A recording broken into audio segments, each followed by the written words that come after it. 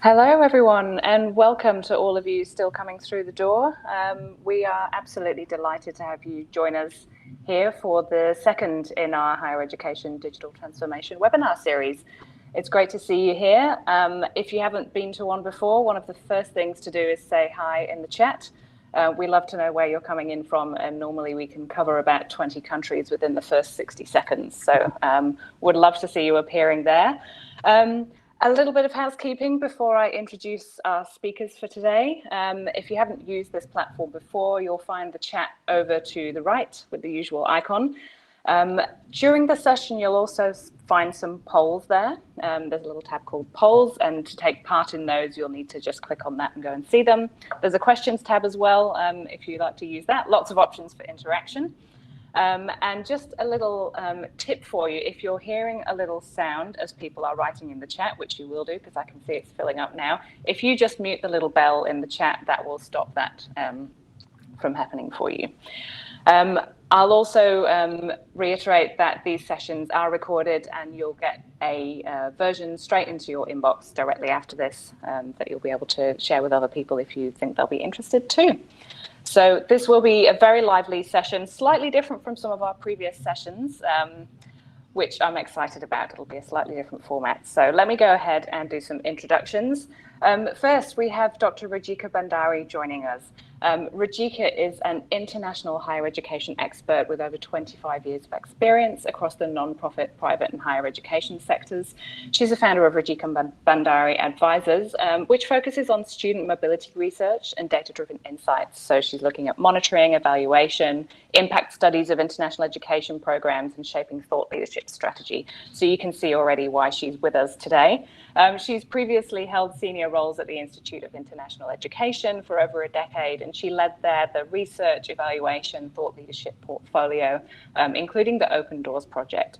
And even more interestingly, she's published a book called America Calling, a Foreign Student in a Country of Possibility. So we have an absolute stellar expert on our hands, and her head is absolutely in this space because she's just come from the AIEA conference over in the US. So wonderful to have you here, Rajika. We look forward to having you in conversation with Patrick within a matter of minutes. And Patrick is our co-CEO and will be running most of this session together with Rajika. Hey, everybody. Thank you. All right, if you're new to this and new to Holland IQ, a very, very brief introduction. Holland IQ is an impact intelligence platform. We're working across the education, health and climate sectors. So we're an enterprise software as a service. And we have an absolutely gorgeous global team spread across New York, London and Sydney. Our customers, as a quick browse of those logos there, are hundreds of global leaders in impact, academia, finance and technology. And we love working with them, particularly in areas like this that are so interesting at the moment. Just to situate where we are in this series, this is webinar 2, international education. A couple of weeks ago, we kicked off the whole digital transformation theme, looking at where we are now. And then over the next few weeks, we'll be working through OPMs, a deep dive into Latin America, which is going to be absolutely fascinating, and then rounding out with new credentials by the end of March. So please do join us for those. Okay, our agenda for today, we're going to dip very briefly into the higher education digital capability framework, just to situate international education within that space. And then Rajika and Patrick are going to work through some aspects of international education at the moment, global flows and demand, expenditure and outlook, and then some next steps. Okay, for those of you who've been following along for probably a little over a year and a half now, you'll know that this is our higher education digital capability framework. And this has been a real anchor for us as we've been working through some of these big themes in higher education around the world. It has 4 dimensions, working through the learner life cycle, going from demand and discovery through learning design, learner experience, and work and lifelong learning. And it's been a really useful way to look at themes like this from a digital capability perspective. So for example, for international education, if you just kind of squint at this and imagine the colored boxes are the ones that are particularly relevant for international education. Now, we've argued over this, and you could strongly argue that digital capabilities deep down and across the whole learner life cycle are relevant to international education. But you might see, if you zoom out, particularly in the early part of the life cycle, where you're looking at product strategy, where you're looking through marketing processes and student recruitment, down in that vertical of teaching strategies, international education has some particularly interesting digital capability developments going on. And then you'll see the green lit up quite strong. So learner and academic experience, student life, all those things through to social and well-being assessment and verification. And then, of course, into work and lifelong learning. And I think as lifelong learning really is taking hold and alumni are far and wide across the globe, it's such an interesting space as well for international education. So I'm not going to linger on that. We're going to bring you straight in with our first poll, which you'll see launching very soon. And we're just interested in, as you reflect on your own work and your own institutions, which of those digital capabilities, as far as you're concerned, are most crucial for supporting international education at your institution? Is it demand and discovery? Is it learning design? Is it learner experience, or work and lifelong learning? And if you haven't found a poll, down to the right should have a little red one next to it. Go ahead and click.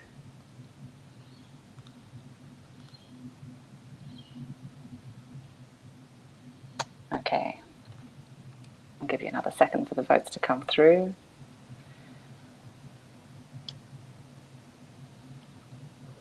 Okay, so learner experience is coming up high, not far behind demand and discovery. I think I probably primed you to choose some of those, but it's absolutely a conversation we're hearing around those capabilities and how we can support students in their learning and their lives once they're in institutions and once they're so far from home and so on.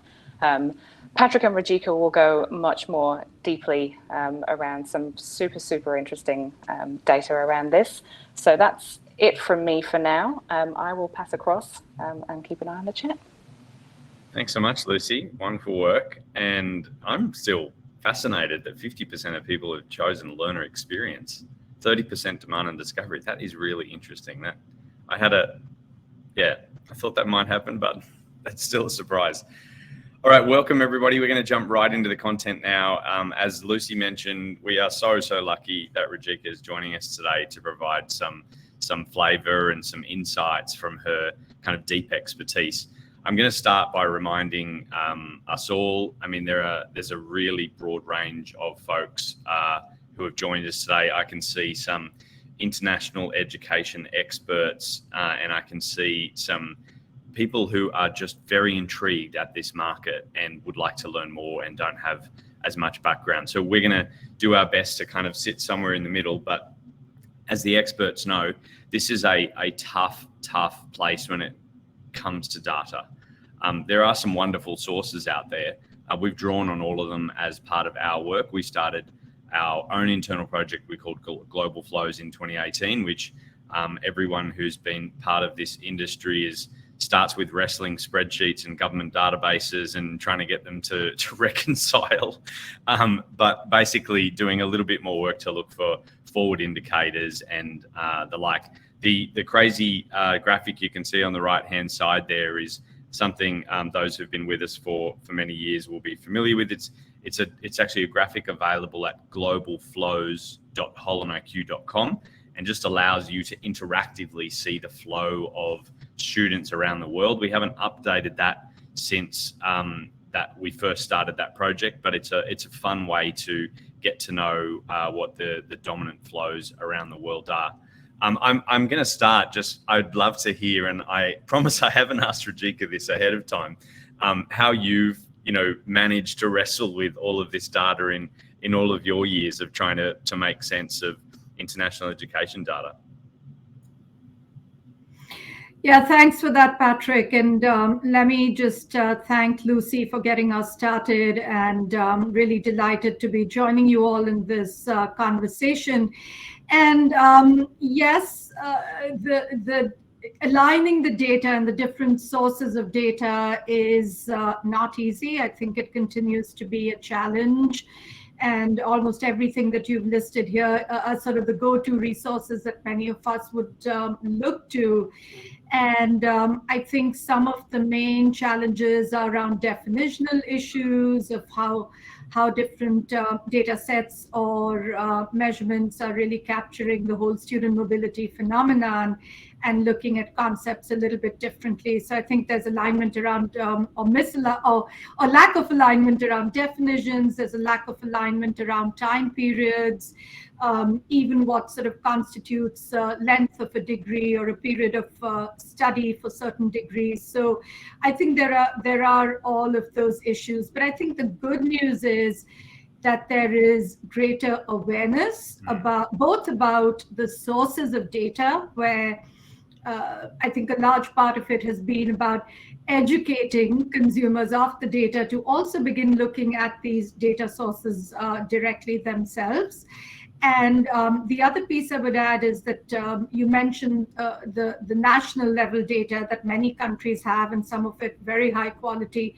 I think there's also additional level below that, when some countries, there's some excellent data available that sheds additional light on international education for that country's higher education sector. So in the US, for example, the two other sources I would mention very quickly are, for example, of course, you've got Project Atlas here. There's Open Doors for, again, the national level snapshot for mobility data. But the two that I really want to talk about or mention quickly are, for example, the data that comes out of the Council of Graduate Schools, or CGS, which provides a deep dive into looking at international student flows at the graduate level in the US. And that's really interesting. And then the other one I wanted to mention quickly is the American Councils on Education, ACE, which does their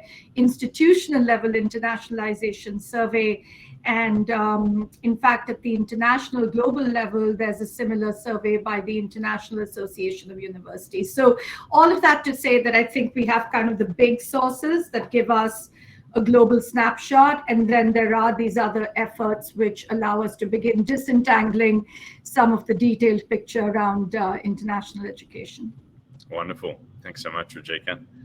And so we thought on the topic of data that we would start, before I jump in, just in terms of methodology of how we've gone about this. So, with respect to all of the challenges that Rajika just spoke about, we at Holland IQ have essentially built dedicated tools to challenging these data aspects. And so what you can see in front is our own platform. It's not the international education data, but allowing us to essentially attack something so high dimensional as international education, where there are many source markets, where there are many destination markets, where there is postgrad, there is undergrad, there are different price points, there are different growth rates for all of those. And so suffice to say, we've gone to a lot of effort to try and tackle the challenges that Rajika's talked about. It is incredibly challenging because, as Rajika mentioned, some destination markets will have just, awesome detail, but it is very difficult to map that detail to either source markets or to compare with other markets who might have fundamentally different definitions as well about those markets. So jumping right in, let me very quickly explain what we're looking at. And then again, Rajika, I'd really love to hear your take. But this chart is spanning from 1970 on the left out to 2030 on the right. The blue line is tracing the total number of global student flows, that's physical flows of students traveling to study overseas. You can see back in 1970, it was just under 1 million students, and it grew really steadily with some bumps and some surges through there all the way up to COVID. And we expect it to keep growing is kind of the top line. Some of the numbers and labeling you can see there, the kind of square boxy growth rates. So on the left, 57%, then 100%, then 109%. That's the total growth over 15-year spans in the student flows. So over the prior to 15-year spans, we saw more than 100% growth in student flows. The numbers above that with the CAGRs are annualized compound average growth rates.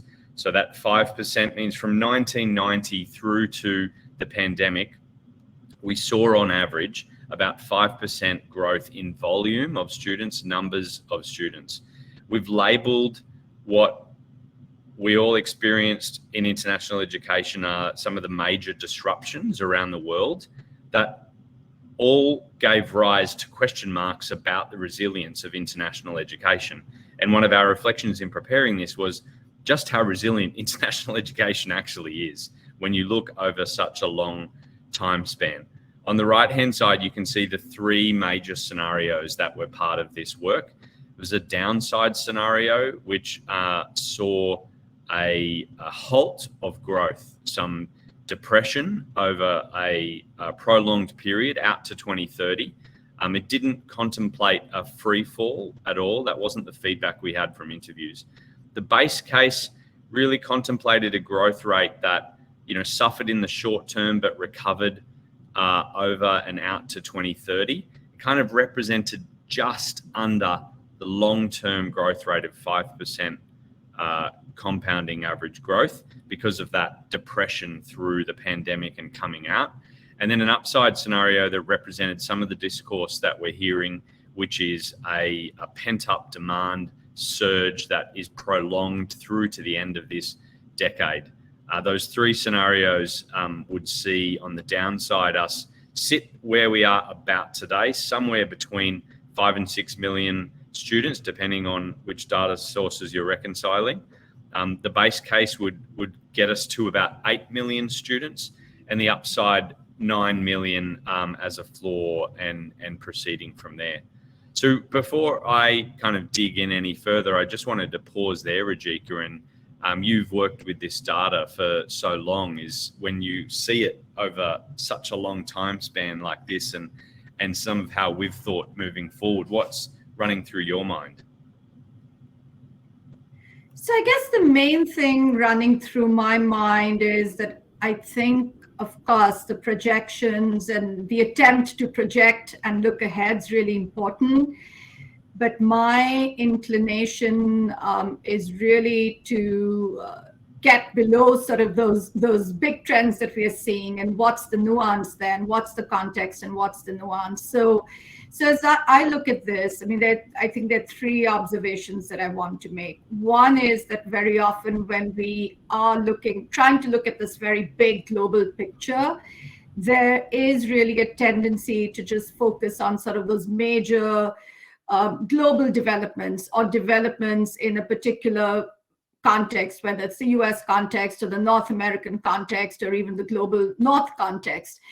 But we often tend to oversee developments that are actually happening in students' home countries and home regions, which are really, there's the push and pull factors, right? Which can often be the push factors or the constraining factors from their perspective. So some examples that come to mind, and again, thinking about sort of what are some of the subpopulations, what are some of those nuances.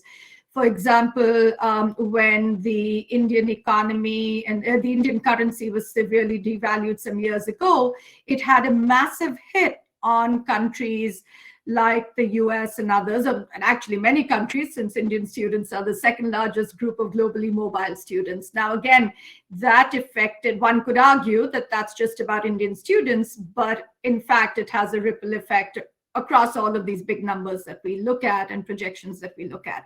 So sort of that's one point, that, what's really happening in students' own contexts and regions that we must keep in mind. The other is really looking at major global events and shifts. And we're talking about international education today, which sits within the broader area of international relations and affairs. And I have to acknowledge, I mean, I can't do this session today and not acknowledge what's happening between Ukraine and Russia.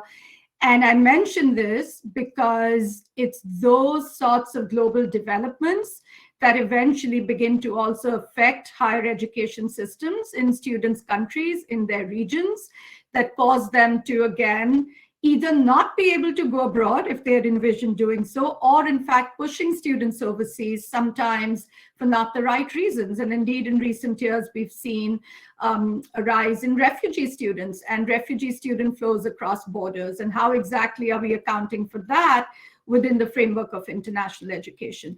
So again, thinking about, some of the global forces and developments we've seen recently, the growth of nationalism across many countries, regressive immigration policies, Brexit. Here in the US, where I sit, we've seen our own share of challenges. So again, thinking about how all of those are going to affect this overall picture.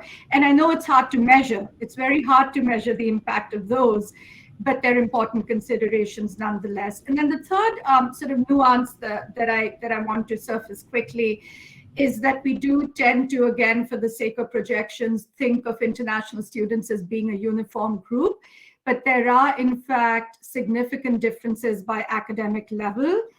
And depending on what's going on in certain countries and which group of students are affected more or less, can actually have significant implications for receiving countries, because we know that a lot of the revenue from international students, at least for countries like the US, comes from undergraduate students, not from graduate students so much. So again, looking at those sorts of nuances, I think, is really important.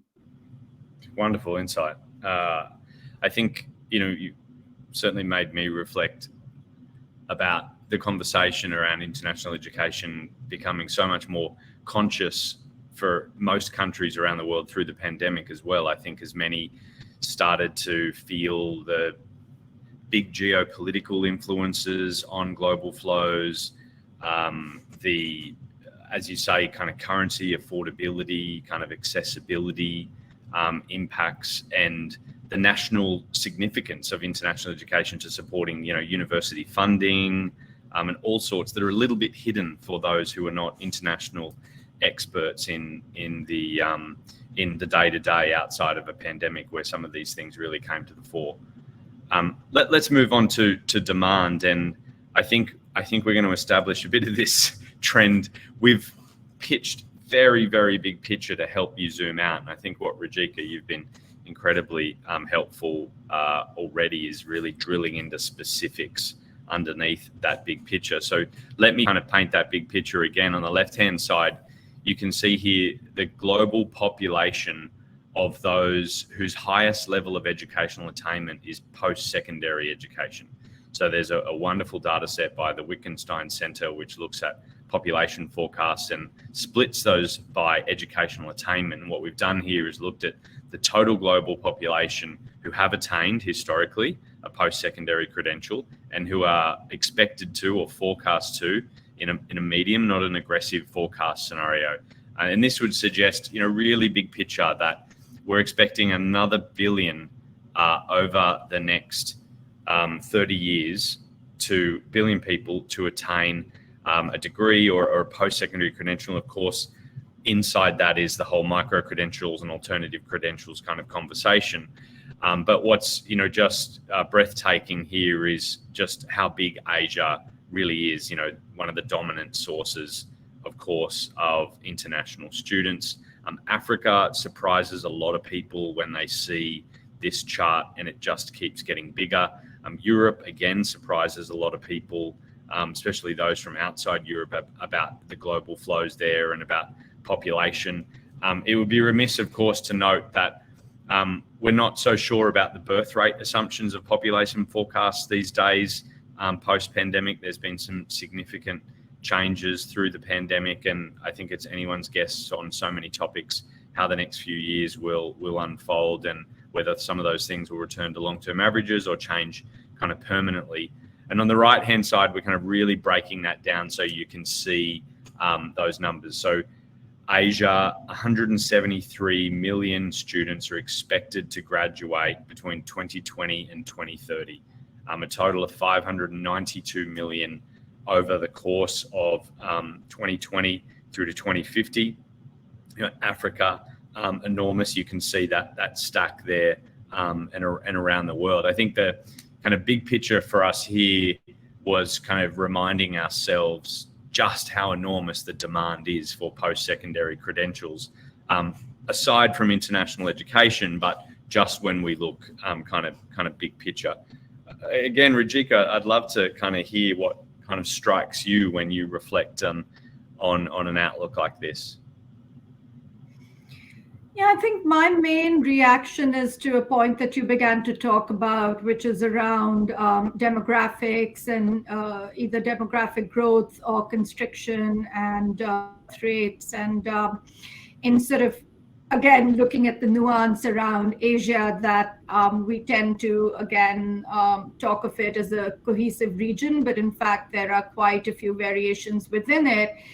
And if I'm not mistaken, according to projections, really most of the future growth is slated to come from South Asia and India in particular, whereas China and then Japan, of course, we know has had a declining population, has had declining population growth for a while, but that China and some other countries are actually going to see some constriction in their population. So again, I think that's that additional level of detail on, yes, looking at it regionally, but then within the region, you know, what are some intra-regional variations? Yeah, absolutely. Yeah, great point as well. From macro down to micro is Asia is absolutely not one cohesive region or group of countries, and there are some standouts there, Indonesia, and there's just some fascinating economies that are growing. Switching to the supply side, the question is kind of who is going to train and educate all of these students, these billion students around the world. And again, that is not just international students. Obviously, that's all of us around the world. And on the left-hand side, we've kind of reminded ourselves how many students we're talking about. So that stack of 592 million people in Asia who are expected to gain a post-secondary credential over the next 30 years. The next two charts really take we've picked, and we'll probably get in a lot of trouble for picking one of the rankings providers, Times Higher Ed data, and we've stacked there in the middle chart the number of the top 1,000 universities stacked by where they are in the world and colored by their ranking. So if you just tune your eyes into blue, you can see the number of universities from the top 200 and where they're distributed around the world. If you tune into green, you'll get the next layer, 200 to 500, and if you tune into yellow, you'll get that stack from 500 to 1,000. And of course, all the caveats of rankings data should be overlaid here as we're thinking this through. The rightmost chart looks at the enrollment capacity of those top 1,000 universities as well. And so we're not just looking at the number of institutions, we're looking at enrollment capacity. And so here, I think one of our key takeaways is that a portion of those students, let's take Asia or Africa as an example, are going to want to study internationally. They're going to want to study in another economy to pick up those skills, to pick up those education. Many will want to study at a top university for the experience that it's going to give them. And so many of those institutions are in Europe and North America. There's a handful in Oceania as well. And we see Asia growing its own, very prestigious, top, well-regarded institutions as well. And so this is where we see kind of the supply side meeting the demand side for international education. But let me pause again, Rajika, and how do you think through and kind of interpret this supply meets demand dynamic? Yeah, I'd like to pick up on sort of the last point that you were closing with, that again, when we look at overall demand, it needs to really account again for what's happening in the higher education sectors of students' home countries. And again, if we look at just those two top kind of supply countries, and I put this in quotes, source countries, again, India and China, those are higher education sectors that have been growing rapidly over the past several years with both countries making a huge effort to build out and expand their own higher education sectors. And India just released its a new national education policy in 2020. That was the first new policy in 34 years, and internationalization is a strong component of that policy.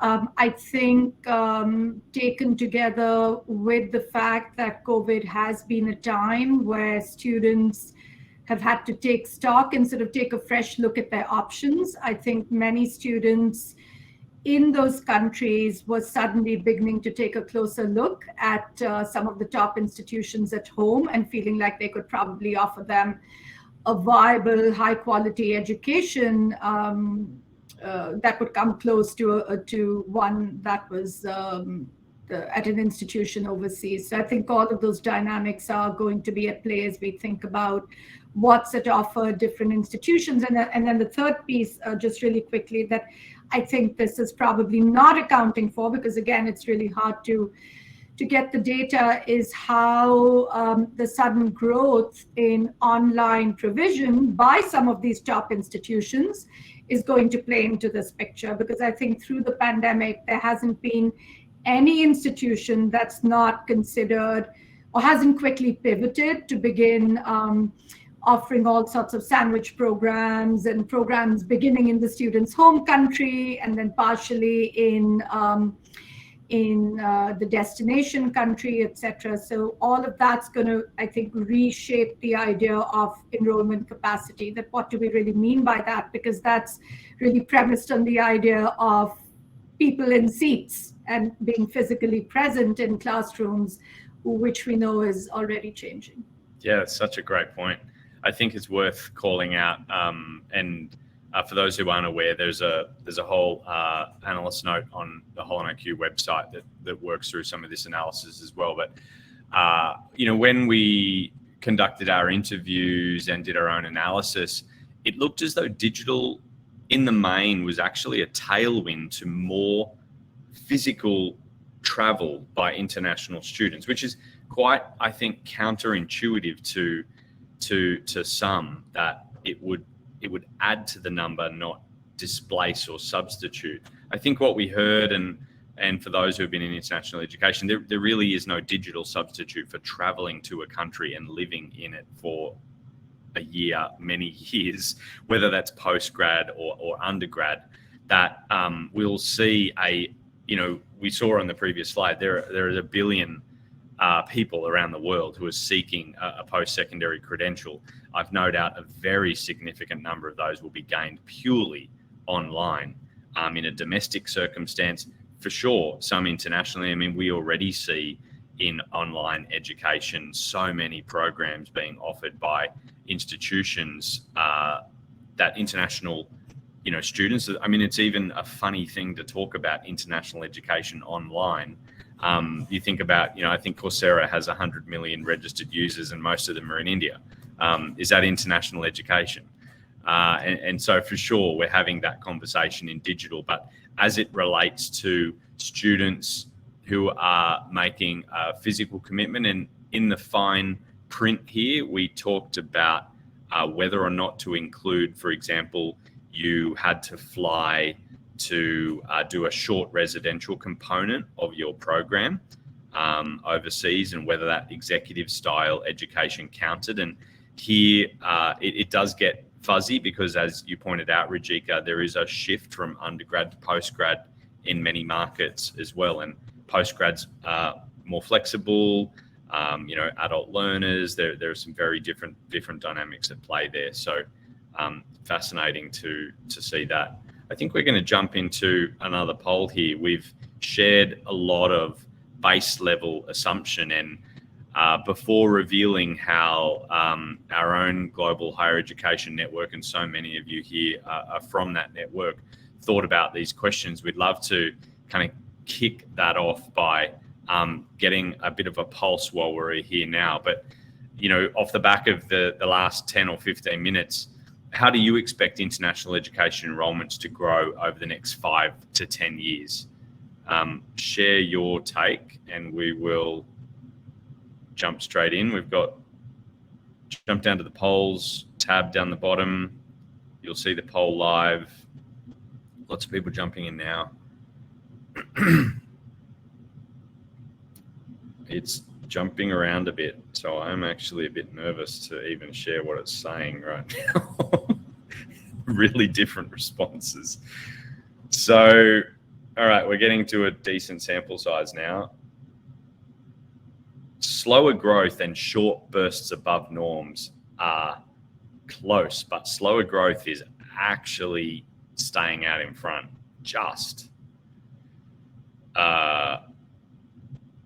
Yep, it's staying out in front. Slower growth is number one, about a quarter. Just behind, okay, it's changed again. Neck and neck is revert to long-term average and short bursts above norms. But now stronger growth is equal. Okay, it's really line ball call now. We've got slower growth is out in front by 2%, sitting at 24% of all of you. But then 22%, exactly the same for revert to long-term average, short bursts above norms, and stronger growth, which has a bit of a positive push to it. And then 10% see the market as remaining depressed, and that being the new normal.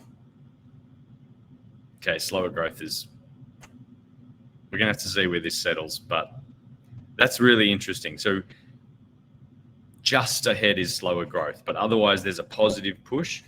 And then now we've only got 9% of people who think it will remain depressed, the new normal. So if I was to map this to our scenarios, actually I won't do that. I think we've got that poll coming up later.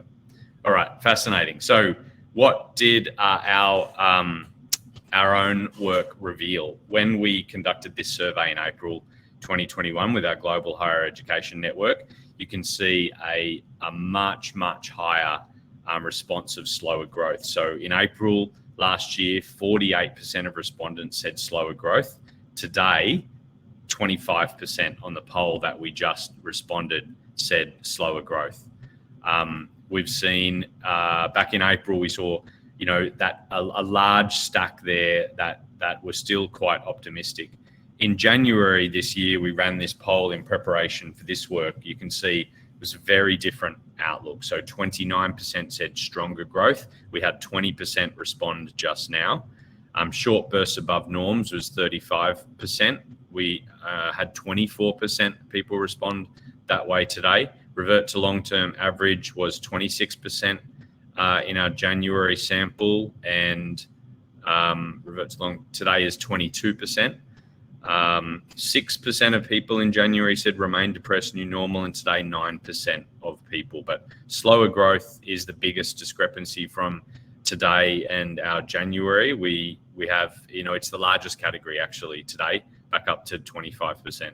I think just from what I've seen, Rajika, and I'd love to get your take again, is, we obviously have seen the UK really celebrate early on in the year some kind of wonderful numbers and talk about changing the targets for 2030 and being really ambitious. I've seen press in Australia, just as the borders have really started to open up, we've seen, a really positive flow of international students into Australia right now as well. But how are you interpreting all this different kind of take on sentiment? And what did you hear the last few days at AIEA as well?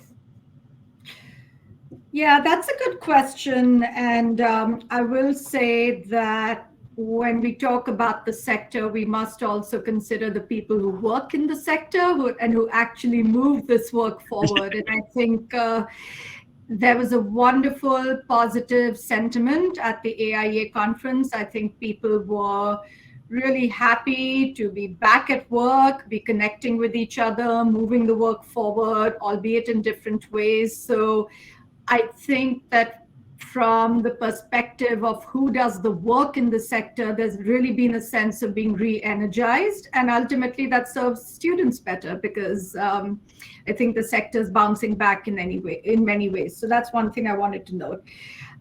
It's a little hard to say from the conference or even otherwise what sort of that overarching sentiment is on, whether there'll be growth or sort of where it might fall along this rubric. But I'll just share sort of what were some dominant themes that I'm sort of seeing emerging and what were some conversations. So one of the big pieces of conversation was really around, regardless of sort of what acronym or what description we use, but the idea of diversity and inclusion and access, which of course has been a growing conversation in international education globally over the past few years. And I think that conversation's just become stronger on, it's not just about moving bodies and moving students, but really taking a hard look at who really has access and how can we be more inclusive in international education practices. And even with the pandemic, on the one hand, it could be argued that it's increased access in some ways because someone doesn't necessarily need to travel to gain some international exposure, although I think the point you made earlier is a good one about what really constitutes actual global learning. So I think that's a good point.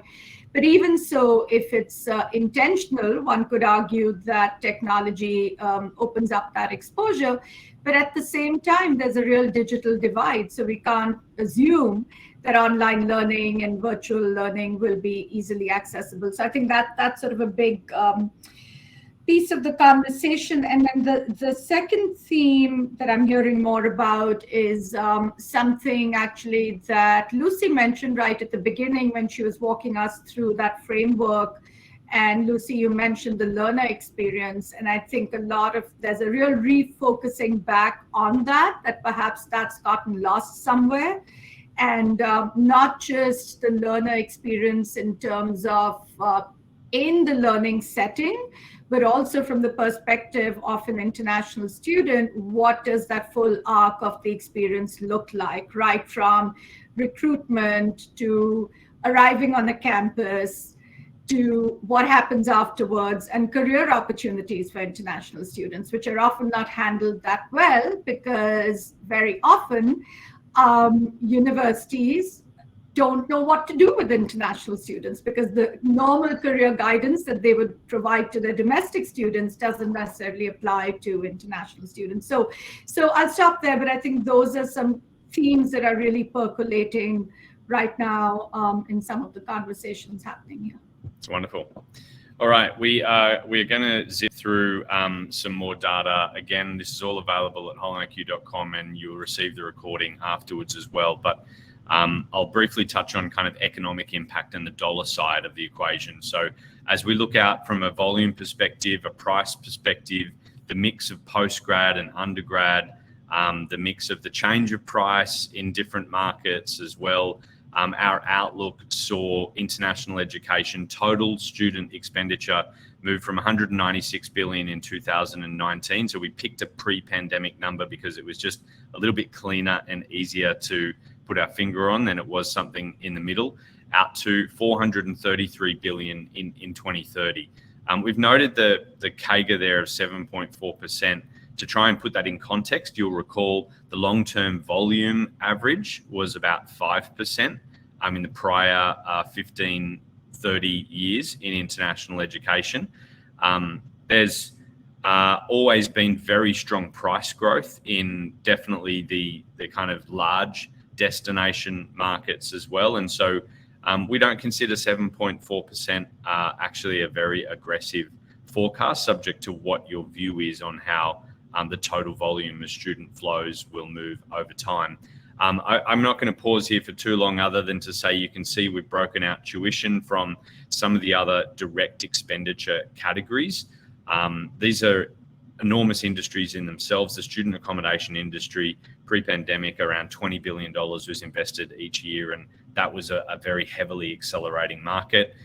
It's obviously anticipating, it's very anxious about what the future global flows will be as well, because there was a lot of capacity that was being built and some uncertainty as to what future capacity might be as well. We've not included in these numbers, a lot of governments around the world will report really big numbers with indirect expenditure and further flow on, like families flying in and other kind of labor market impacts.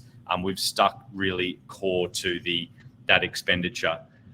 When you break that out, what is a little bit counterintuitive again is noting the difference of tuition levels in what we've called the big four markets that make up nearly half of the total student destination volumes, that being Australia, Canada, the UK, and the US, where tuition relative to the rest of the world is very high. And in the rest of the world, there is a mix of advanced economies that France and Germany are great examples, where there are some, much lower cost, many free, degree programs. And of course, when we're talking about Asia building capacity, the price of the tuition is relatively very, very low compared to tuition that is charged in some of the advanced economies around the world. So that makes up for a really different split of expenditure for students and for those economies as well. What is the average? It varies so much. The average is probably a dangerous number to talk about, other than we've noted here that an international student could spend anywhere from $10,000 up to $100,000 a year across all of these categories. Can be less, can be more as well. It's very broad ranging. And then finally, when we stack all of that up, you think about those big four markets accounting for nearly half of the volume, and those big four markets being on a relative basis much more expensive from a US dollar basis for tuition. Those big four markets, when we add up all of the global tuition, make up a very significant amount of total global tuition in international students. And that is a consequence of those two compounding effects. Half of the global flows, much more expensive tuition. When you multiply those out together, they really take the lion's share of tuition. And you can see that's changing somewhat in the forecast out to 2030 as we see more students studying in Asia, just from a volume perspective as well. And so to close out this part of the webinar, and we're nearly done. Thank you for sticking with us. I just wanted to pause here because we're about to ask you a question on the scenarios. We've shared a lot of information. Rajika, you've shared some just really, really wonderful context, and really double clicked into the primary areas. But for all of you, armed with all of that information and obviously your own insights, there's been some great comments here about these questions applying locally or globally, and you would have responded very differently based off the context. This question we're about to look at is definitely a global perspective. I'm about to ask you which of these three scenarios you think is the most likely or the most probable to play out to 2030. So not giving you any wiggle room to pick a number in the middle. We're asking you to pick one of these scenarios. Which of these scenarios is the most likely growth outlook for enrollments in international education? You have to pick one. If we can send that poll live, and I think we've got it.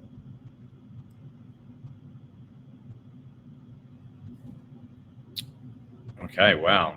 Just these polls are surprising me. This is wonderful.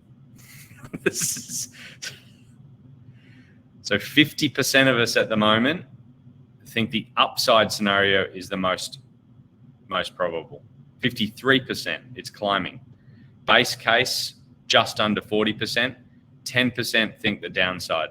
If I was to kind of try and connect the last poll, which dominated in slower growth, with this poll, I'd be making up a narrative which went something like, it's going to take a little bit longer to recover than we all think in the short term, but we're underestimating how much it's going to keep growing out to 2030. Rajika, your reflections on this feedback? It's very difficult to say, really difficult to say. So I'm actually not. I voted. I'm not going to say how I voted, but I think it's hard to know. Yeah. For sure. Look, and I think you said it really well. I took note, actually. projections and forecasts are fraught with all of the assumptions that go into them. But, every decision that we make is based on implicitly our outlook of where things are going to head. We're all making big investments in people, in technology, and processes, and we have to form a view on how we think the enrollments will play out. So I think we're going to leave it there, Lucy, to wrap up. That was wonderful. Thank you so much, Rajika. Awesome. Yeah, thank you both. And I'll wrap up super quickly. Just a reminder that you can use this digital capability framework. Is completely open source, so please use it, reuse it, however you need it for conversations. You are absolutely welcome to do so, and we encourage you to tell us about those conversations that you're having, so we can all keep learning from and through it. If you like going vertically down into the detail, the global case study series that we were sharing a little bit on last year is a great way to do that. That goes deeply into single institutions and works through some of these questions in more detail. We've now collated those in a single post, which is one of my favorites, so I'll try not to linger on this. Just a reminder, if you're not already part of the Global Higher Education Network, you are absolutely welcome to join us. It makes sure that you don't miss future webinars and notes like those case studies as they come out. And then if, like Rajika, you're also making your way back to in-person conferences, a quick reminder, Maria next month is in London for the Times Higher Ed Digital Universities Week. In May, Patrick is over the other side of the Atlantic in Boston for Digital Universities Week, and then coming up very, very quickly in San Diego, the massive ASU GSV Summit, where there's a bunch of HolonIQ people who you can meet if you are around that way. Summits, oh my goodness, we will talk a lot. Please come back to future events. We're out of time, and I don't want to do it disservice, but the HolonIQ Summits are back. They're between 22nd of September and November. So we are coming to you in person, and we can't wait to see you there. It's going to be super exciting. Thank you, Tanya, for putting those notes in there. And next week, we're not having a 2-week break. We are back already next week with the future of OPMs and the partnership market. So we can't wait to see you there. Thank you so much for being part of this. It's been a pleasure. Thank you again, Rajika. Thank you, Patrick. Thank you. And we'll see you again soon. Thanks all. Thank you.